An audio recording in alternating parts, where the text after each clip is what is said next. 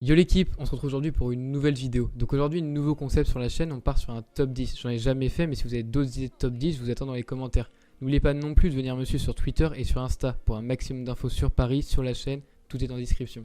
Allez, nous on est parti pour le top 10 des jeunes à suivre cette saison.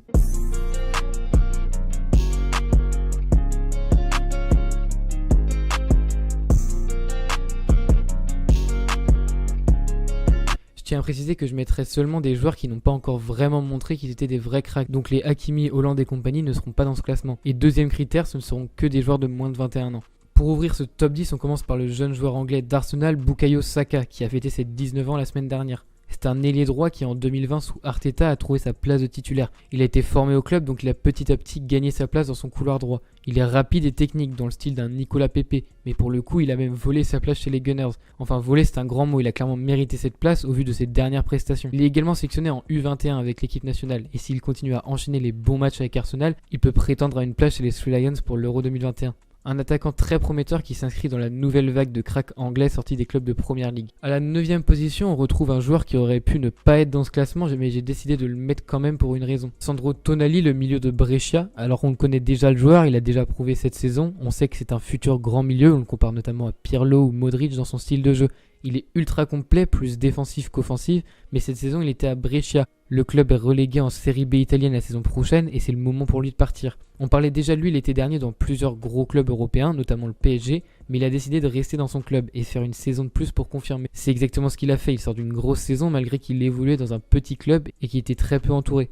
La raison pour laquelle je le mets dans ce classement, c'est qu'à l'image d'un Erling Haaland cette année, il a prouvé dans un petit club, mais maintenant qu'il a signé à l'AC Milan, j'attends de voir comment il va se démarquer et s'il va vraiment devenir un très gros joueur dans un très gros club européen. Personnellement, je n'en doute pas du tout, j'adore ce joueur, il aurait été parfait pour Paris aux côtés de Verratti, mais il préfère rester en Italie et on lui souhaite le meilleur pour cette saison. 8ème position, un joueur bien moins connu du grand public car il évoluait cette saison en Autriche au RB Salzbourg, Dominik Szoboszlai. Vous m'excuserez pour la prononciation, je parle pas vraiment le hongrois.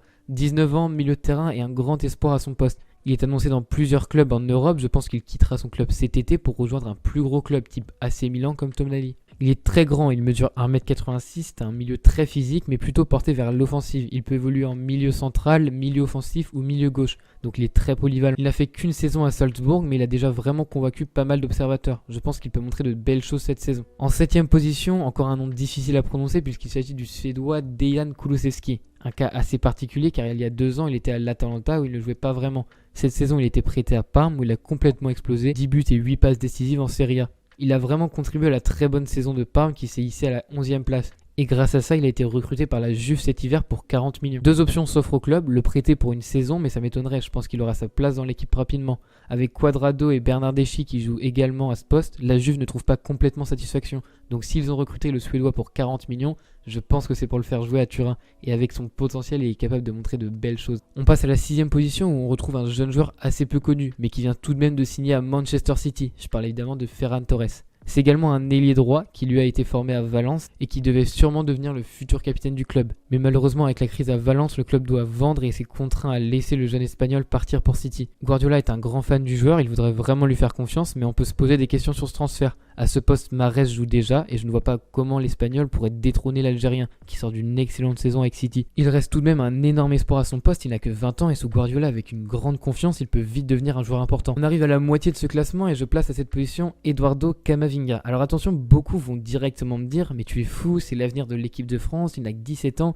Et oui, il n'a que 17 ans. C'est incontestablement un crack à son poste. On l'a encore vu sur ses 2 premiers matchs avec Rennes en Ligue 1. Mais il n'a fait qu'une grosse saison pour l'instant avec Rennes. La plupart des joueurs que je vais citer après lui ont sorti déjà 1 ou 2 très bonnes saisons, mais surtout ont prouvé contre des grosses équipes au niveau européen. Donc oui, Camavinga peut devenir meilleur que les 4 prochains cracks. Mais si on se projette seulement sur la saison prochaine, il reste dans un club qui ne joue pas l'Europe tous les ans, qui en Ligue 1 joue le top 5, donc c'est compliqué de montrer autant que les prochains joueurs. En revanche, Rennes jouera les poules de Ligue des Champions, donc on attend un grand Camavinga sur ces matchs. Et évidemment, ça peut le révéler à un plus haut niveau. Dernier point sur ce joueur, c'est évidemment sa sélection en bleu. À seulement 17 ans, il est déjà convoqué avec l'équipe de France. On ne peut que lui prédire un énorme avenir. Quatrième position, un joueur que j'aime beaucoup, c'est Riqui Puig. Cette année, il a montré qu'avec lui, le Barça était tout autre. J'en parlais dans mon mercato parfait pour le Barça. Je vous cale la vidéo en fiche d'ailleurs. C'est un joueur assez incroyable dans son style de jeu. Il sent la Masia, il sent le Barça. Pour moi, il doit jouer cette saison en tant que titulaire. Il a le mental et le talent pour. C'est un joueur très complet qui incarne l'avenir de ce Barça. Je dirais même le renouveau de ce Barça qui doit faire confiance aux jeunes. Et avec autant de matchs à jouer notamment en Ligue des Champions, il peut se montrer et je pense qu'il peut vite devenir un très grand milieu de terrain. On arrive sur le podium et ça sera le dernier Français de ce top 10, Maxence Cacré. Quel joueur, on l'a vu dans ce Final 8 de Ligue des Champions, il est juste incroyable. À seulement 20 ans, il a porté Lyon avec Aouar au milieu de terrain. Il a un volume de jeu assez exceptionnel et techniquement c'est pas mauvais non plus. Malheureusement, il n'a pas été convoqué avec l'équipe de France, contrairement à Camavinga, mais il méritait clairement sa place. J'aime beaucoup ce joueur. Avec Lyon, il ne jouera pas l'Europe cette saison. Il va pouvoir jouer une saison entière en tant que titulaire et se montrer au maximum. Il a déjà montré ce dont il était capable, même contre les grands clubs comme contre la Juve. Au match retour, sans lui, je pense que Lyon ne passait pas en quart de finale. En deuxième place, je triche un peu car il a eu ses 21 ans cet été, mais comment ne pas parler de Kai Havertz? Il sort de 2 grosses saisons avec le Bayer Leverkusen. Il est annoncé comme le nouveau Müller. C'est un jeune Allemand qui joue comme milieu offensif, meneur de jeu, et il a fait très mal aux défenses allemandes cette saison. Il vient donc de signer à Chelsea, il rejoint la Première Ligue, mais surtout une équipe qui est en train de faire un mercato incroyable. J'en ferai une vidéo au plus vite. Pour moi, c'est un très bon choix. Il rejoint un coach qui fait confiance aux jeunes, qui en a lancé beaucoup la saison dernière. Et lui, il arrive dans la peau d'un titulaire. Il va pouvoir montrer pleinement ce dont il est capable, dans un gros effectif et dans le meilleur championnat d'Europe. Allez, on finit ce classement avec, vous l'avez deviné, je pense, en première position, Ansu Fati, le jeune ailier gauche du FC Barcelone. Alors, il est très jeune, seulement 17 ans, mais sur les matchs qu'il a sortis cette saison, c'est juste incroyable.